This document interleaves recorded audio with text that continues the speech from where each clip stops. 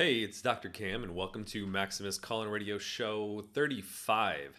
Happy Thursday, everyone. We have a great show ahead of you. For those who are not familiar, this is our weekly call-in radio show where we talk about weekly unpopular opinions to start out with and then take questions from the audience about maximizing your mind, body, masculinity, and testosterone. So thank you for everyone who's joining us on Discord. Shout out to Ryan. I see you out there. Shout out to all of our followers on Instagram Live. We have folks on TikTok, Twitter Spaces, and Clubhouse, and YouTube Live. So feel free to type in any questions that you have. And if you're on one of the platforms that allows you to talk back with us, always love hearing live questions, especially because I can kind of coach you through whatever challenges, issues, or opportunities that you are facing and want some assistance with.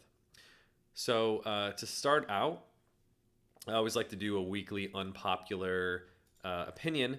And even though this is really a healthcare show, I would say, I do want to talk a little bit about sort of the intersection of psychology and politics. Because I think it's interesting. I was talking to someone the other day, and they were saying how they're sort of apolitical. And I think a lot of people are. But in this day and age, it's almost very hard to be apolitical because of sort of the political extremism that we're seeing. So this week's unpopular opinion is that my opinion is that adherence to far left and far right ideologies are basically symptoms of daddy issues, which is really a pathological relationship with paternalistic authority. So I'll talk a little bit about how I sort of came to this conclusion, what exactly I mean by sort of daddy issues. But Paul Graham, posted a tweet the other day talking about the extremism that we're seeing that's happened really in the last few decades. So there's a beautiful chart that he shared that was based on Pew. And the interesting thing is that so this is actually should be the Pew chart, not the star chart. If you can skip ahead. One more. There you go. So in 1994, if you were a Democrat or Republican, your views on the political spectrum were actually quite overlapping in the sense that the average Democrat was about a 5 out of 10 in terms of where they lied on the political spectrum, 1 being an extreme leftist, 10 being extreme right. So they're on average 5 out of 10. The average Republican was only a 6 out of 10, right? So meaning there's only a 1-point difference between the average Republican and the average Democrat in 1994. And that's why you obviously had these kind of centrist swing voters that, depending on how much they like the current presidential candidate, might vote Democrat one election, might vote Republican the next election. We saw, though, that over time in this polling in 2004, and then in 2000, all the way down to 2017, the average Democrat and average Republican started to separate quite a bit, right? And you see this really extremism, and you see this even reflected in families where, someone voted for Trump, someone voted for Biden, they won't talk to one another, and very uncomfortable Thanksgiving dinners that sort of happen. But here's the interesting thing. If you actually look very closely at the graph on this side, there we go, pointing in the right direction. A lot of the change has actually not been extremism pushed on both sides. The average Republicans only moved to from a 6 to a 6.5. So if you kind of were conservative, you're continuing to be conservative. What's happened is that the left has swung to kind of an extreme left. So as you recall, I said they started out on an average of about a 5 out of 10, and now they've moved to like a 2 out of 10, right? So most of the movement that you're seeing in the extremism is really by the left. And I think the right, however, has adopted its own extremism. They haven't sort of moved extremely right of center, but I think they've become more and more anti-science in terms of their points of view. Obviously very anti-vax. Essentially being anti-vax very strongly is predicted by your political party, which is a shame because I think vaccinations are really a healthcare issue, maybe even a personal issue, shouldn't be decided by your political ideology. But unfortunately, it's become a political issue. So as a result, you're seeing this extremism in society. And, as a psychologist, my question is why? What the heck happened over the last 20 years or so that's caused this extremism. And I think what we're seeing is the rise of what Robert Bly called the Sibling Society. So Robert Bly, one of the great authors that I look up to, wrote a book in 1996 called The Sibling Society, and it had a very, very interesting thesis. And the thesis was that America has become a country that is lacking fathers. And he meant this both literally, like fathers are absent. They're either workaholics that are away at work, so they're maybe physically present, but not emotionally present when they come home. And so when your dad comes home, you really get his temper, not his temperament or his personality. Or obviously, there's a lot of single family homes due to single parenting or divorce, in which probably half of people didn't grow up with a father, or especially their biological father. And so literal fathers are missing. But he also pointed out that metaphorical fathers are missing as well, meaning that the country needs a father, a leader, obviously, whether in the form of a president or role models to look up to. And there's the absence of that as well. And so when you have an absence of literal fathers and an absence of metaphorical fathers in the forms of leaders or role models that you can look up to, everyone basically starts to act like a sibling who compete as rivals, not to be good, right? The good boy or a good girl that the father typically will say, but to be famous, right? And I think these were literally prophetic words in 1996, because 1996 predates, the mass adoption of the internet, mass adoption of the iPhone, etc.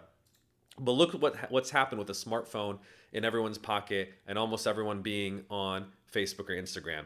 Everyone now competes to be famous. If you ask, for instance, Gen Z, what's the number one job that you aspire to? It's not being an astronaut, a firefighter, a doctor. It's being a YouTuber. Literally, being a YouTuber is the number one desired profession, because what do people want? They want clout, they want fame, they want attention, right? And so we are living in a sibling society because of the lack of fathers. So what does this mean, and how does this result in political extremism? So if you pull up the star chart, this is a very interesting conceptualization. So as a psychologist, we not only diagnose what are called axis 1 mood disorders, so this is like the depression and anxiety that everyone is familiar with, but also axis 2 personality disorders. This is kind of a star chart that characterizes some of the common personality disorders that you may be familiar with, and the spectrum of them, right? Narcissistic, histrionic, dependent, avoidant, schizoid, and antisocial. I'm going to focus on two of these in particular, which are dependent personality, which in my opinion really characterizes the extreme left, and also antisocial personality, which characterizes the extreme right. So what's kind of interesting about the extreme or far left and right is that they're actually more similar than they are apart. So if you kind of pull up this horseshoe theory, if you've ever heard of horseshoe theory basically states that the political spectrum of left and right are not actually a flat line in which you have both extremes on either end. It's actually more like a bent horseshoe in which the far left and the far right end up actually being more similar to one another than you would presume. And here I'm not talking about moderate Democrats or Republicans. I'm talking about communists and fascists. So I'm not criticizing anyone who's listening here. For the most part, I don't think it applies to like 98% of folks. But we're talking about people on the extreme ends of the spectrum. Although what once probably was 2% of the population maybe has veered off into, I don't know what it is now, a greater percentage now. So how do we sort of understand this from a psychological perspective or lens? So from a psychological perspective, if you're kind of a blind devotee to far left ideology, you're like a communist, Marxist, extreme socialist, it's almost analogous to dependent personality disorder. And dependent personality disorder is in which people feel helpless, submissive, or incapable of taking care of themselves, basically. So if you think about it, you're essentially dependent on whether it's a partner, a parent, or the government for support, and thus you support extreme far left ideology.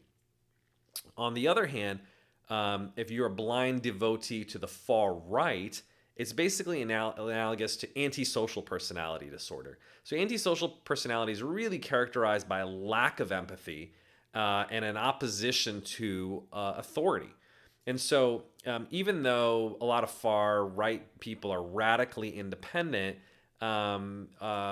or at least people with antisocial personality disorder, I should say, are radically independent. They tend to manipulate and exploit others and don't have a lot of remorse, right? That's why you see a lot of them in prisons, for instance. So you can almost think about, extremism, right, in your political ideologies, almost driven at its root cause by kind of extreme personalities, right? And if we're going back to the sort of sibling lens, from the perspective of sibling rivalry, right? As I mentioned, everyone's competing not to be good, but to be famous. You can imagine like a far left devotee as being kind of the classic daddy's girl or daddy's boy who has almost like a prince or princess complex, right? They love their father, right? But they're also at times kind of resent their dependence on him, and they contend with the issues that it comes up with. Because obviously, if you have that and you're trying to be in a significant romantic relationship, is your loyalty to your father or to your boyfriend, let's say. Now, on the other hand, if you're using the sibling rivalry perspective, you can think about a far-right devotee as kind of being the classic rebel without a cause, if you will, right? So this is someone who's estranged from their father, may have ran away from home, so to speak, right? So while they're independent, they almost reflexively reject anything that their dad likes or supports, right? And so even though, and even when it's beneficial or good for him or her, so even though they're trying to be different and kind of be their own man or woman, they'll automatically reject anything that their dad likes. And so in the irony, of course, of that is that they're actually kind of dependent on their dad because they're almost trying to be the opposite or the antagonist to their father. But essentially, it's just a reflex, not someone who's actually truly independent thinking. So if you think about it, the far left kind of the far left loves dad, and the far right kind of hates dad. But most of all, they hate one another, right? Because they're sibling rivals and they superficially represent the antithesis of what they value, right? Because if you think about it, someone who's on the far left, they resent their siblings' independence, right? And the far right resents the dependence of the far left, right? And both of them feel sort of smugly correct. But this is kind of really, in my opinion as a psychologist, it's a projection of their own pathology. Meaning the far left, what they really, the real issue is that they resent their own dependence, right? As a daddy girl, daddy's boy, and wishes they could be a little bit more self-reliant, a little bit more disciplined. And similarly, the far right, they resent a little bit of their own independence, and they wish they could be more cared for, more affectionate, and that the government could potentially provide, effective services. I don't think the far right, by the way, hates authority. If you think about it in some ways, they obviously support, law and order, police, etc. They support the government when it's effective. They just feel like, obviously, like taxpayer dollars are often obviously not well spent. So if you think about it, the cultural divide that we're seeing in America right now, in my opinion, is really, and especially the extreme left and extreme right's hatred of one another, is really nothing more than a pathological sibling rivalry, right? And it's a projection that they have of one another, of their hatred, because of this siblings society that we live in. So it's really, if you think about it, and this is kind of profound, it's not that the extreme left is crazy and extreme right is crazy. They're certainly, pathological in terms of their personality spectrum, but it's a symptom, right? It's a symptom of a profoundly sick society that results in sibling rivalry, right? If you had a family in which you see two siblings, one who's running away from home and one is totally dependent on their parents, and they both hate each other and they constantly fight one another, whose fault is that? Is that the fault of the siblings, or is it the fault of the parents who are not doing their job, right? And so that's kind of my conclusion, is that the underlying pathology is not the far left nor the far right. I'm not criticizing either of them per se, but my argument is that in a healthy society, extreme pathology is rare, right? Antisocial personality disorder, for instance, is only 1% of the population. It's mostly genetic, right? But if you look at corporations, you see that as high as maybe 5% of CEOs have antisocial personality disorder, because that's an environment that's conducive to antisocial behavior. So really the root cause of the divide that we're seeing, in my opinion, is a fatherless society in which fathers aren't home, literally, and our moral fathers or our leaders are, quite frankly, poor role models. I was talking to a lot of my friends who are conservatives, and even though they voted for Trump, they're like, I wouldn't want him to be, my a good role model for my children, because I don't think even the ardent Trump supporters oftentimes sort of believe that. So, in my opinion, the treatment is very clear, which is we need to make fathers great again, no pun intended. But really, I think yeah, we need positive father figures, masculine role models, and part of that means we probably have to, reform a lot of things in order to encourage men to be fathers, right? Like right now, our family law system is incredibly broken. It doesn't encourage stable marriages. It kind of really screws guys over in the case of divorce, in which they're always penalized. And it's very difficult to have child custody, for instance, equitable child custody, and promoting fatherhood as a good thing, which I don't think is a particularly controversial point of view. The second thing is we need to promote high integrity leaders, right? You should look up to the people who run corporations, the people who run the country, that have moral fiber and integrity. And I think the greatest politicians, whether they're left or right, have generally been great unifiers, right? They've brought together the left and right, maybe not the extreme ends, but certainly the folks who I mentioned who were centrist. Even if people disagreed, they could at least respect the leader and say, hey, you know what? I don't necessarily agree to your point of view, but I think you're a good man and I think you're trying to do right by our country, even if you're sort of misguided, right? Versus now we have this vitriolic thing where we reflexively hate Trump, hate Biden, hate left, hate right, it's sort of et cetera.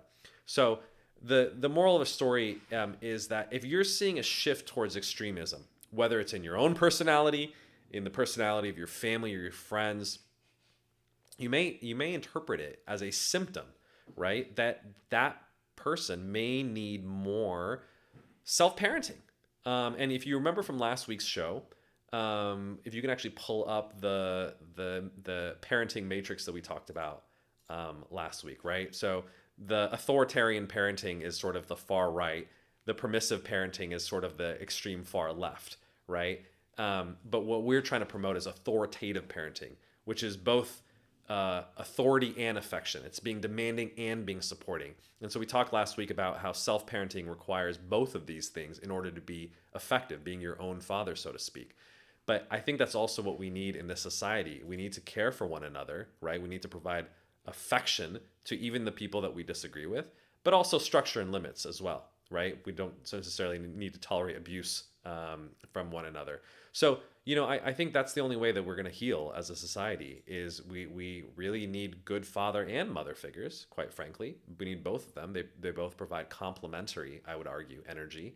But until that happens, I think we're going to continue to see, unfortunately, a lot of extremism on the political front. That's an acting out or a pathology of our sibling rival society that we live in now. So I hope that was sort of interesting for you. Like I said, it's not to sort of delve into politics, but I do think a lot of the phenomena that you're seeing really can be explained by psychology. And I think that's why psychology is such a beautiful and interesting field.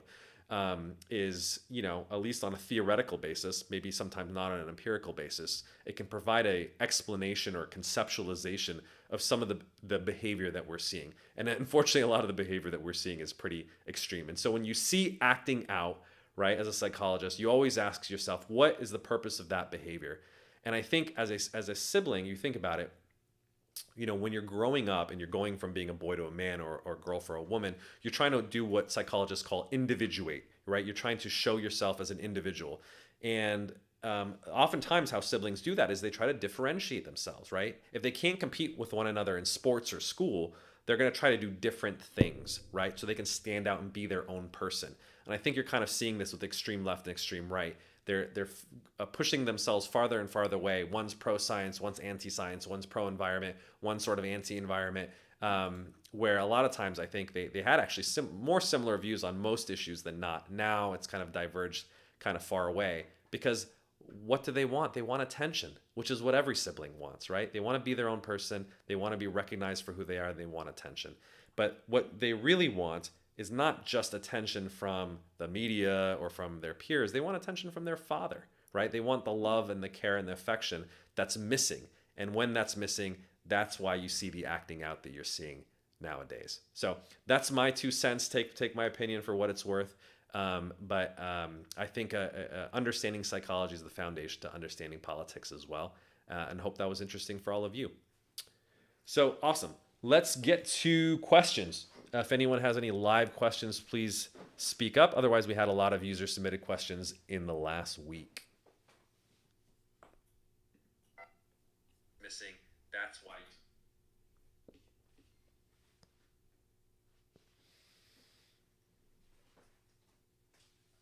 We have one from YouTube. Yeah, why don't you read that one?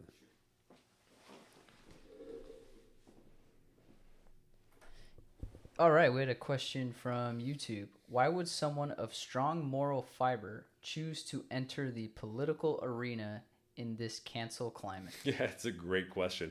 Why would anyone choose to be? And by the way, this is actually one of the fundamental problems. I think regardless of what your political leaning is, if you look at the candidates in the last election who were running, it was kind of sad. You look at them, you're like, "This is the best that America has to offer." Clearly not, right? In terms of intelligence, skill, integrity, whatever your metrics are. But I think it's because it's so hard to be a politician, right? Not only the public limelight, but the scrutiny. It doesn't attract the best people for the most part. It's really a thankless job, and you almost have to be maybe even narcissistic these days, unfortunately, to be able to want to do that or tolerate it. I think politicians kind of deal with it in one of two ways. The first is that politicians, for the most part, ironically, don't get canceled, right? Think about Donald Trump. He said some outrageous things. He did not get canceled. He got elected, in fact, right? So I think in this climate, most folks don't, as long as that's congruent with their brand, right? If you kind of put yourself as like a high morally fibrous being, high integrity, and you do something that's scandalous, yeah, you might get canceled. I don't think Trump ever represented himself as otherwise, and so he got away with it. If your brand is notorious, you can be notorious, so to speak. So I think that's one thing. But I think the other thing is you have to have a compelling reason, right? So the pathological reason would be you want attention, or you truly believe you have some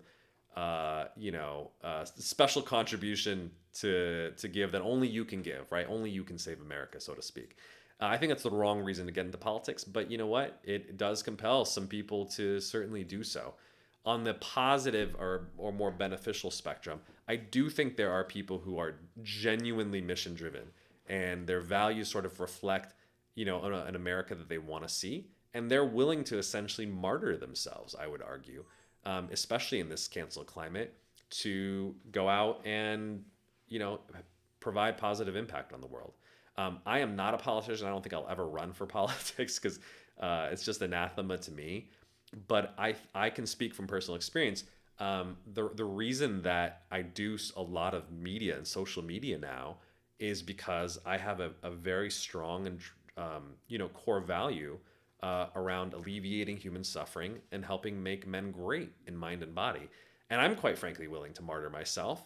In terms of like being on social media, you get nasty comments every once in a while, personal attacks, people trying to cancel you, fire you, etc. Whenever you're in this kind of public limelight. But the reason that I'm willing to do it, because I'm an introvert, quite frankly, I don't want to be in the limelight, is because I get positive messages from folks like you who are listening to the show right now about how much it helps transform their lives, transforms their health, provides them with hope, inspiration, and optimism. And that's compelling enough for me to stick my neck out, risk getting canceled, because I know I'm doing good for the world. I hear it every single week. And so that's my answer to your question is you can have people who are strong moral fiber. We have to have people of strong moral fiber who take positions of leadership, who are willing to stand up and be fathers, both biologically and metaphorically, and stand up and be leaders, whether it's in politics, whether it's in academia, whether it's in corporations, even though there are risks involved. But I don't think you can show courage without taking risk. And unfortunately, the risks that we take are more social than they are literal. But that's the world that we live in. And so I would argue don't do it for most people. In fact, it's not worth sticking your neck out for. Most people should quite honestly lay low, keep a low profile, as the G Manifesto says, and keep your head down and just do good work. You can talk about it with your family and friends. But if you have a compelling mission vision to bring to the world and you're willing to martyr yourself, and it better be worth it, then yeah, put your voice out there and be heard. I support that too.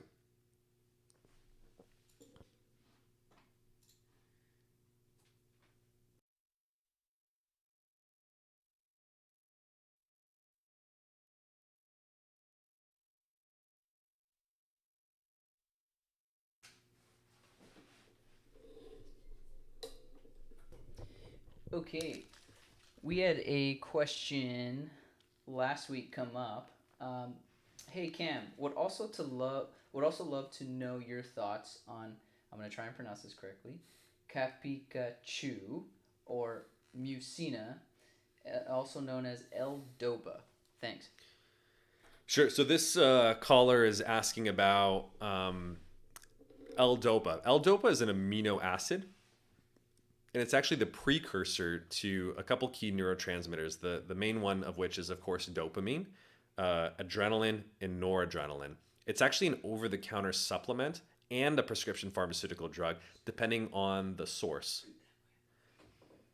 Over here? Oh yeah, going back there. So here's the interesting thing about it. So it is actually sold as a pharmaceutical drug. It's called levodopa, and it's commonly prescribed for patients that have Parkinson's. So if you've ever seen Muhammad Ali or Michael J. Fox, who have sort of the tremors that you may associate with Parkinson's, they're prescribed levodopa or L-Dopa because it essentially converts in the body to dopamine. And Parkinson's is a disorder in which dopamine is dysregulated. However, there's a plant-based source of it. It's actually a legume called Mucina pruriens, or mung bean. And if you extract that, it actually is very high in L-Dopa. And as a result, it can also be sold in lower concentrations and poorer purity, as with all supplements, as L-Dopa. The reason that most people actually take L-Dopa is because they want to boost their dopamine levels, right? And so you can commonly buy it from Amazon or a million other sources. It's not typically actually a testosterone boosting, marketed as a testosterone boosting supplement. I've seen it occasionally put in some T boosting sort of formulas. Sometimes it's also put in some formulas or around producing or improving fertility. But mostly it's for attention and focus, I would say. Some people try to promote it for its testosterone fertility effects. So let's talk about actually the research literature on this and also why I don't recommend it. So there's a lot of research in patients that have Parkinson's because they're the majority of the people who take L-Dopa. And it doesn't really seem to affect their testosterone very much, right? So there's no clear effects on testosterone in Parkinson's patients. In fact, if you look at the trends, it actually may cause testosterone to go slightly down, but it's not statistically sort of significant. Now, I did find one study that was in healthy men. It was done in India, not a very great peer-reviewed sort of journal, so I kind of take a little bit with a grain of salt. But it provided L-Dopa from the mung bean extract, which may be different, by the way, because pharmaceutical L-Dopa is pure. The extract from the bean has other sort of plant or chemical constituents in it that may have effects above and beyond the L-Dopa. So I think that's an important thing to differentiate.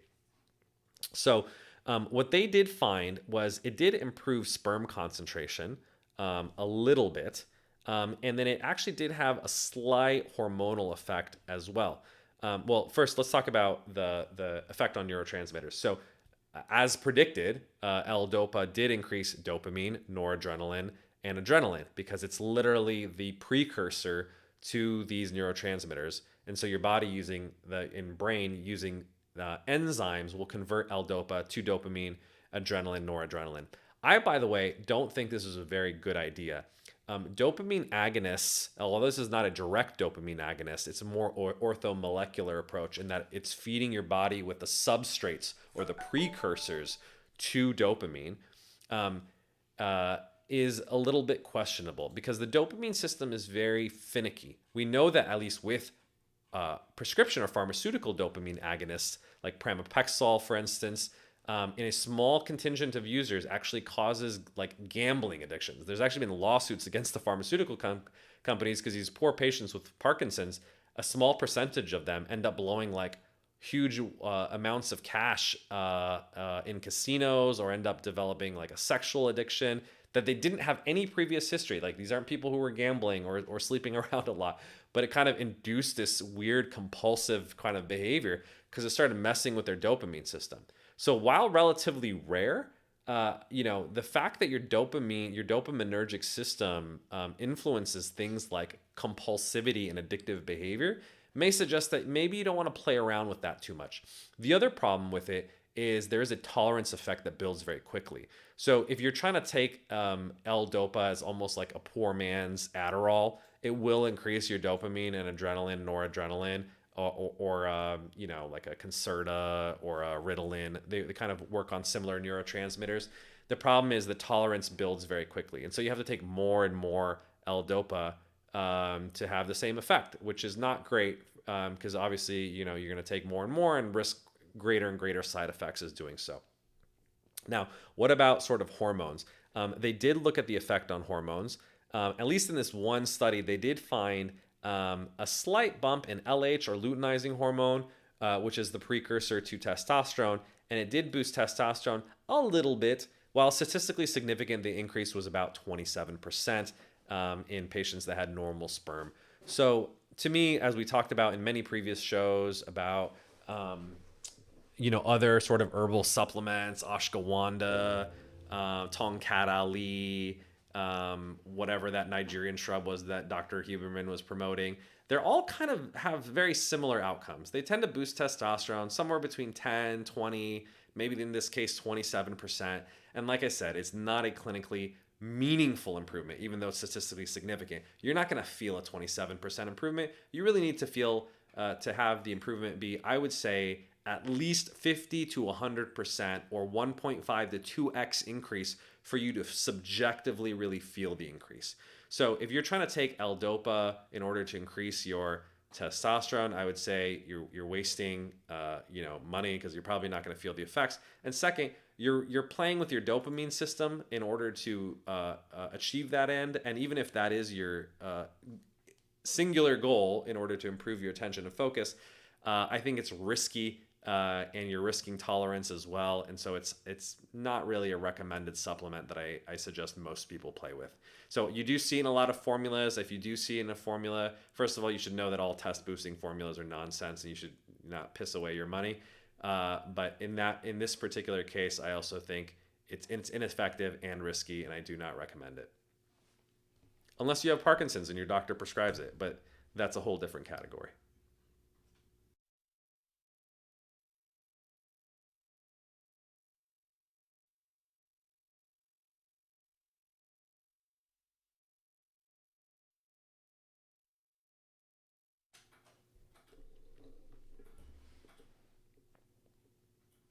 Okay, we got a question via YouTube. 20% of young men in America are virgins, age 18 to 30.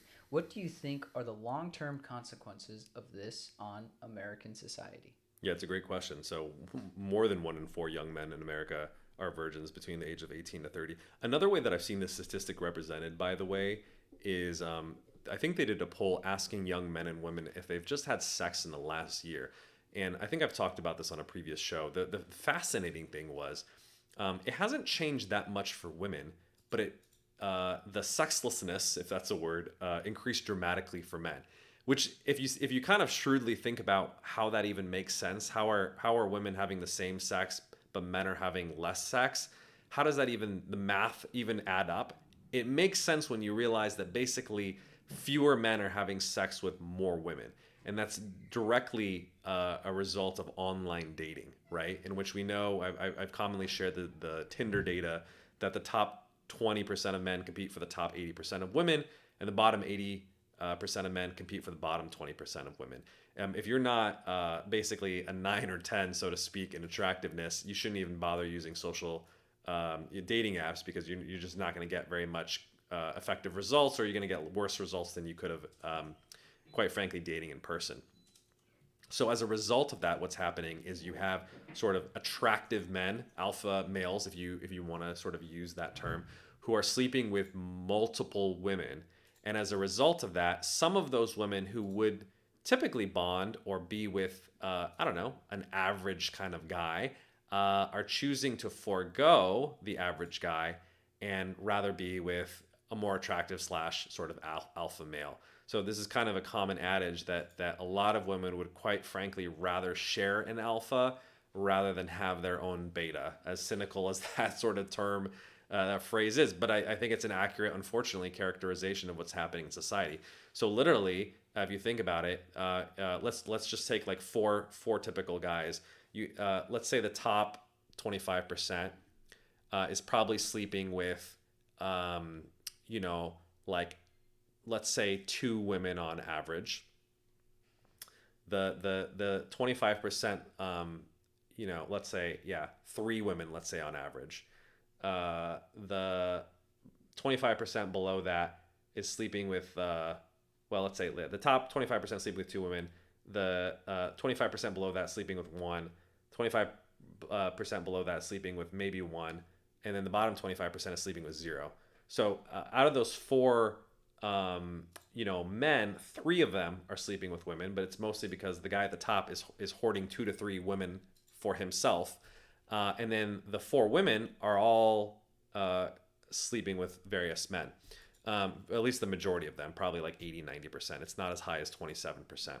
So what's the long-term consequence of this? As I've talked about in a previous show, whenever you have, you know, a large contingent of the society, I guess the new term is incels, who are not able to, you know, have a significant partner and not able to replicate, society essentially becomes very unstable, right? Because these guys are basically not able to pass on their genetic lineage.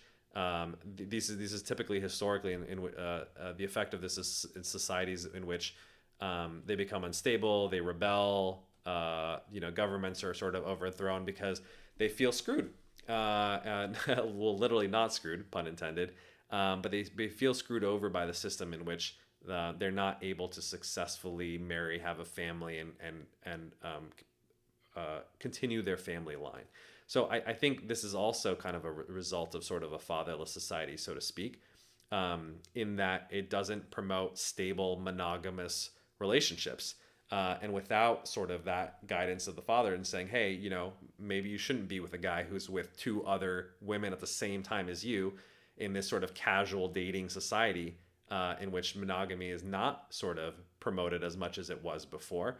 You know, a lot of women will choose to do that, right? It takes sort of a moral guideline or framework to say, hey, I'm not going to share a guy. I want my own guy, and I want to have a monogamous relationship that's meaningful and it's going to lead to marriage and family, right? I think we had that because of religion and because of the decrease in religion and a move towards an atheistic society. Those sort of moral values around family values have been sort of lost. I don't think we necessarily need religion to have morals, but we do need some morals, right? Whether they come from religion or some other framework in order to, quite frankly, encourage monogamy, which is the right thing if you want a stable society, even if it's not in our sort of nature. If you think about it, civilization is a social contract that promotes monogamy and stable families because it promotes stable societies and civilizations that last a long time, as opposed to empires that kind of come and go and are easily overthrown. So I think it bodes very badly. In fact, I think we should argue that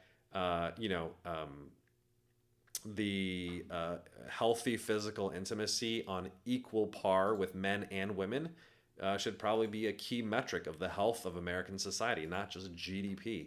There's more to a successful, thriving culture and civilization rather than pure economic output.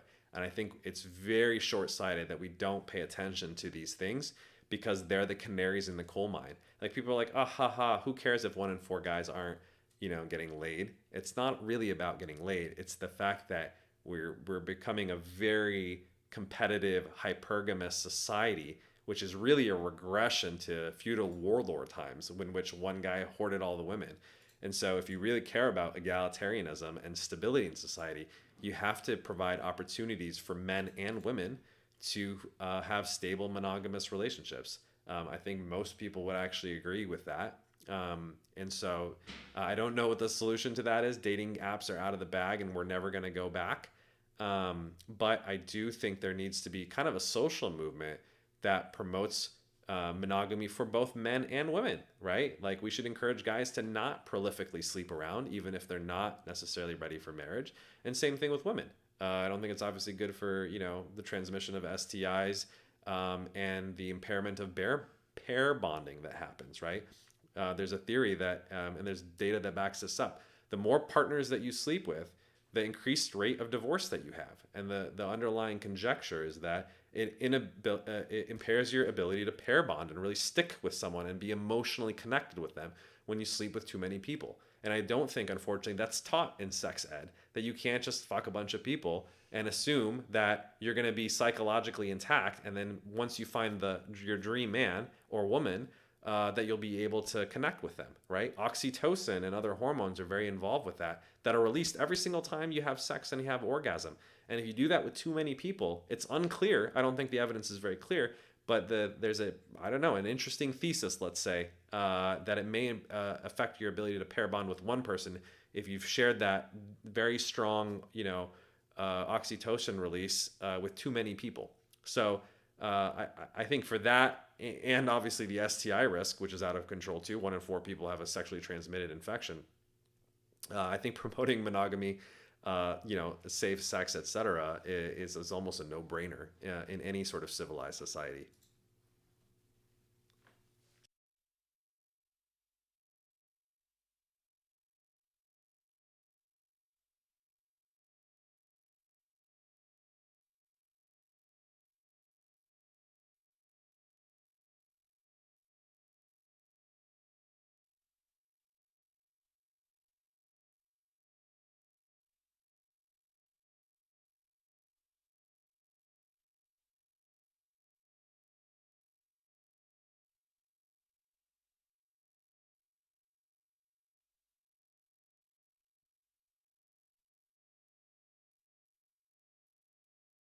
We had a question.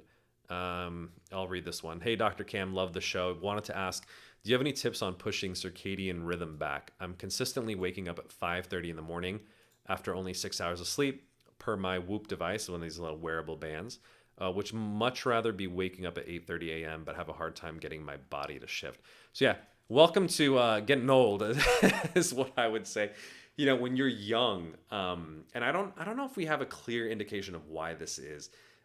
Young people just have a superior ability to sleep in, right? If you think about like teenagers, first of all, they sleep more, right? So babies sleep like close to 10 hours a night. Teenagers sleep close to 9 hours a night. Adults, it starts to wear to like 8, 7 hours a night. And so we do seem to lose our ability to sleep longer over the course of the age span. And I don't know if that's a function of like a lower endogenous melatonin release. We also lose the ability to sleep in. So like teenagers can stay up super late, be very sleep deprived, but on the weekends catch up by getting 12 hours of sleep a night. Somehow in like your late 20s and 30s, observationally, we kind of lose that ability. And part of it, I think, is a little bit of just behavioral training.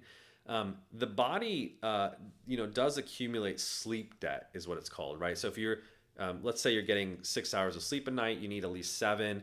You're accumulating an hour of sleep debt every single night, and that accumulates to 2, 3, 4 hours, 5 hours over the course of a week. And so it's important to try to catch up, but on the weekends, if you can't sleep in, that sleep debt essentially remains. And I think the challenge is a lot of adults, when they're obviously enter working life, you're waking up at the same time. So let's say you're waking up at 7 a.m. every single morning, and maybe you're going to sleep at 1 a.m. Every single morning. So you're getting 6 hours a night. You've accumulated 5 hours of sleep debt Monday through Friday. And so really you want to sleep 12 hours on Saturday to catch up on that 5 hours of sleep debt. But what happens when Saturday morning at 7 o'clock rolls around? Your body's like, oh, 7 a.m. It's time to wake up. And so even though it wants to sleep more, that rhythm, we're very rhythmic creatures. That circadian rhythm will typically not get overridden by the sleep debt as it would in a teenager, and it'll just wake you up. So there's kind of 3 strategies that I would suggest in order to do that. The first strategy is, while this is kind of an unusual thing, Generally speaking, you want to have the same wake up time every single day. And the reason for that is it trains your rhythm and promotes more regularity. So the best thing to do is if you're only getting 6 hours of sleep, try to go to sleep earlier, right? So this gentleman's waking up at 5:30. You got to be going to bed at like 10 o'clock, right? So if you went to bed at 10 o'clock, hopefully you would wake up at 5:30. But at that point, you've gotten, let's say, 7.5 hours of sleep, which is going to be much more satisfying. So the easiest solution is just go to bed earlier and just kind of like roll with the resistance of your body. Now, if you're not able to do that for whatever reason, like it doesn't fit with your work schedule or whatever, you may want to try varying your wake up time.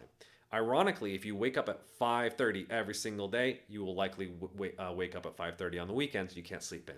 But let's say you vary the time, right? Let's say one day you actually wake up at 5, and then the other day you wake up at 6.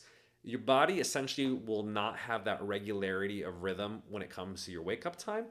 And so you're going to have a greater ability to sleep in when you want to. So that's sort of tip number 2. And then tip number 3 is in conjunction with your PCP. This is not medical advice. You could try experimenting with over-the-counter melatonin in order to reset your circadian rhythm. The thing is with melatonin, first of all, you want to not take too much. You only need to take 0.3 milligrams or 300 micrograms. Unfortunately, most of the stuff that's sold online or in stores is 3 milligrams. It's literally 10 times the dose that you need. So take the minimal effective dose, which is 0.3 milligrams or 300 micrograms. You can buy it online. Life Extension and a bunch of other brands sell that correct dosage. And then second, you want to take it 9 hours after your ideal wake-up time. So let's say you're waking up at 5:30. You want to be waking up at 7:30, right? So if you do the math, you want to wake up you want to take it 9 hours after your ideal wake-up time. So that would be 12:30, 4:30 approximately, if I did my math right. At 4:30 p.m., I know it sounds weird. You're taking it in the middle of the day. But there's a bunch of studies that show that the best bet is to take it 9 hours after you wake up or about 7 hours before you go to sleep if you don't know what that time is. But you can also do that based on your ideal wake-up time. So if it's 7:30, take it 9 hours after 7:30. And that may help reset and shift your circadian rhythm. There's lots of research that shows that melatonin helps with circadian rhythm disorders or temporarily acute issues like jet lag. That's the only reason I don't recommend melatonin on a regular basis because it is actually a hormone and it may influence endogenous sort of production just like testosterone does. But if you take it acutely to reset your circadian rhythm or correct issues like jet lag in consultation with your physician, it may not be a bad thing. So to summarize, just try to go to sleep earlier. If you can't do that, try varying your wake-up time earlier and later to break out of the 5:30 mold. And then third, try experimenting with melatonin about 9 hours after your ideal wake-up time to reset your circadian rhythm. So those 3 things done sequentially or in combination may be helpful in helping you sleep. There is a 4th option. I don't necessarily recommend it, but I'll talk about it anyway. You can obviously force your body to go back to bed using sort of stronger agents, right? So you could try taking, like a small dose of Ambien in consultation with your physician right when you wake up at 5:30 to force yourself to get another 2 to 4 hours of sleep. The problem with that, though, is if you take it right when you wake up in the morning, you may be groggy because the half-life of Ambien or Zolpidem is at least 4 hours. And so you have to risk with that, and obviously don't do that and drive or do anything that's sort of risky. But it can be helpful. Like, so let's say on a Saturday, you're not going anywhere, you want to sleep in and get an extra couple hours of sleep because you only got 6 hours. You can take prescription sleep medication that's prescribed by your doctor, obviously if he approves of this, to kind of force your body to sleep in and get those few extra hours of sleep. So that is sort of the last order strategy as well. Alrighty, other questions?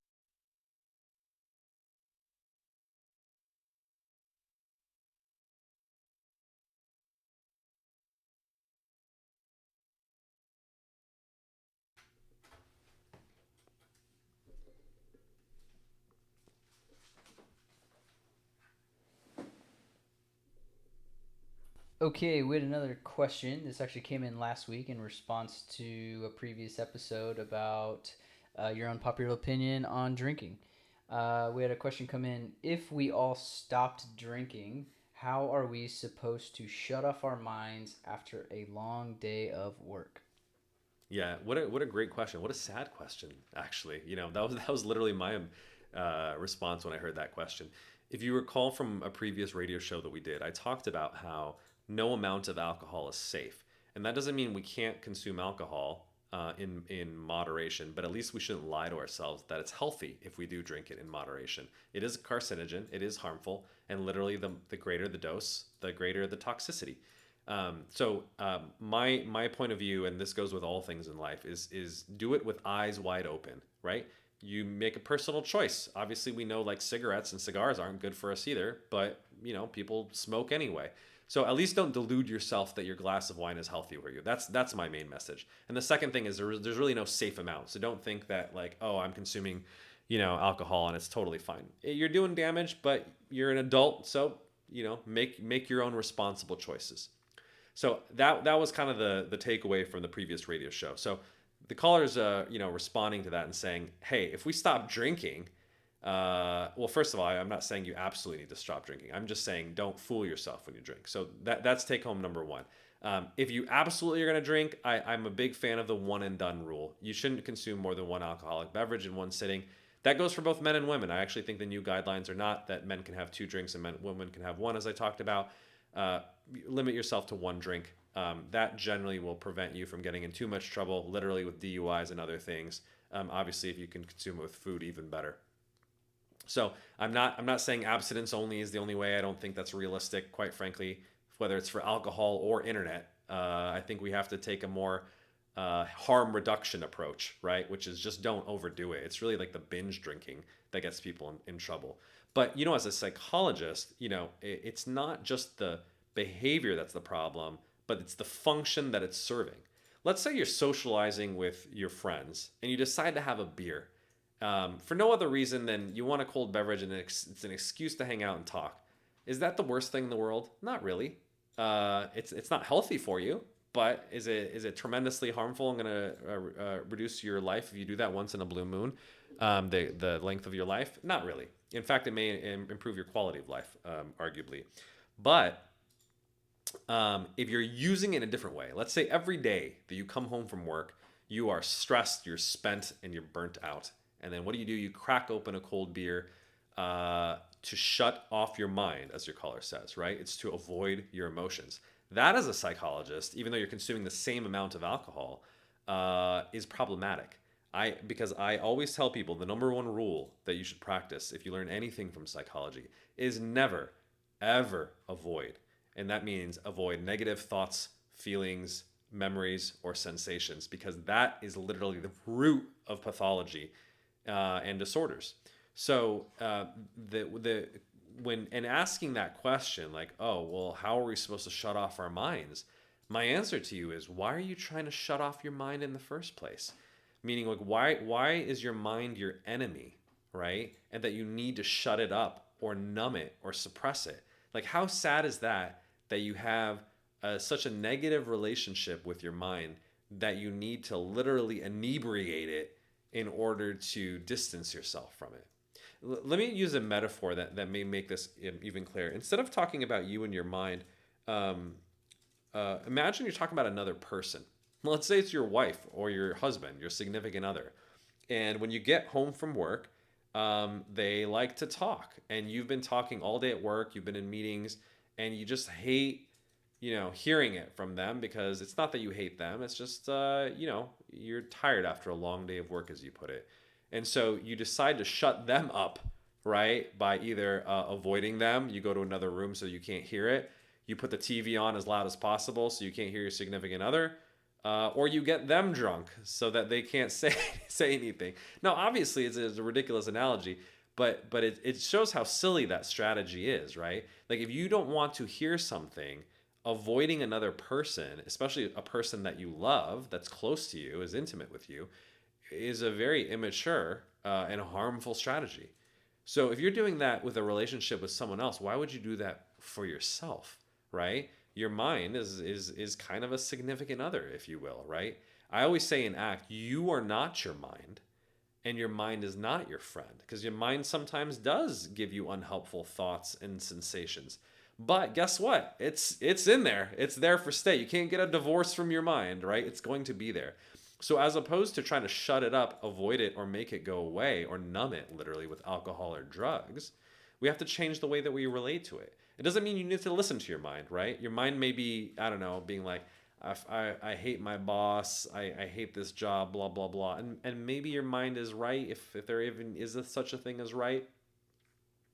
But you can change your relationship with your mind. You can defuse from it and say, hey, mind, I hear you. I hear you ranting about our terrible boss. But guess what? We're home now, right? And I'm gonna hear you. You can whine all you want or complain all you want, and maybe it's very justified, in fact, because your boss really is a tyrant. But right now, it's not helpful for me to listen to you or stew on you in this moment. And so I don't need to shut you up. You can talk, but I'm going to sit here and do something else that's more enjoyable, that's more productive. I'm going to spend some real time with my significant other. And I may hear you pop up every once in a while. In the back of my mind, you're like, oh man, that boss, I have to see them tomorrow morning, and they're going to chew me out, and blah, blah, blah. And when that arises, you can be like, all right, thank you for that thought, mind, and I'm going to come back and be present with my husband or wife, right? I'm going to choose where I'm going to put my attention. Even though it might be distracting every once in a while, I hear you like a radio or TV that's going on in the background, right? But every time I do, I catch myself and I'm like, that's just my mind complaining about my boss. That's what minds do.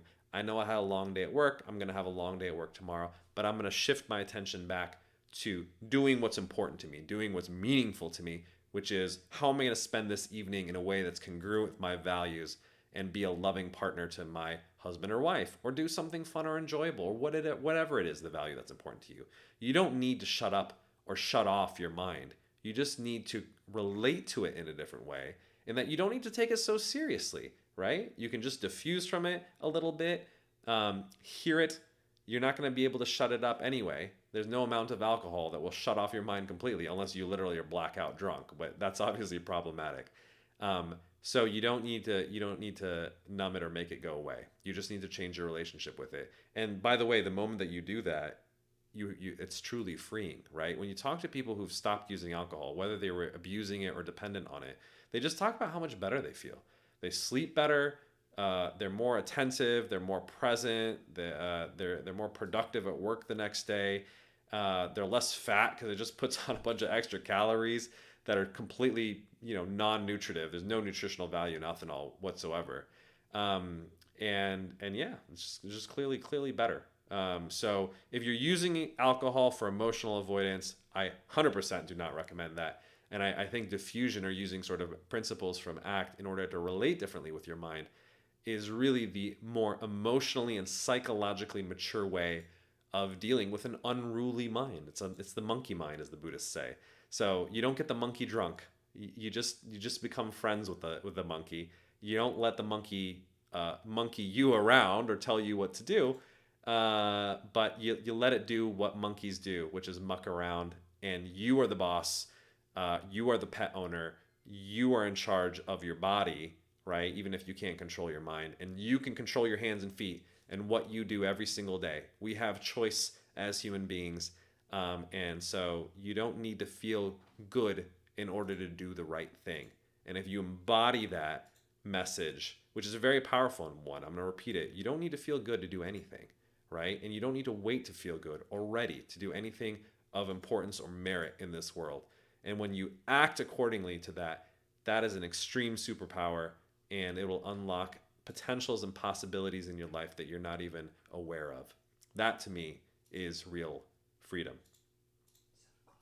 On that note, it is 7 o'clock. What's great questions today. It was kind of fun speculating about political ideologies and far right, far left extremisms as being representative of daddy issues and dependent antisocial personality disorder. Had a great question about the use of L-Dopa as a nutritional supplement and why it doesn't really increase testosterone in any meaningful way. And the dopaminergic effects are risky to play with. We talked about how to be able to sleep in better using both behavioral strategies and pharmacological strategies, so you can catch up on that sleep debt that we all accumulate when we don't sleep enough.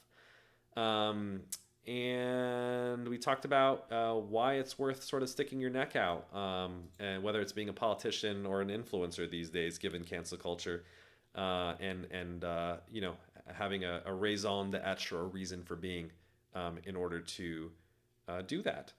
So great questions this week. I know we had a couple on YouTube that we didn't get to, but we will bank those for next week, and you can catch us same time, same bat channel, as they say, Thursdays at 7 o'clock Pacific time. So thank you everyone who's joining us on all our channels, and we will catch you next week.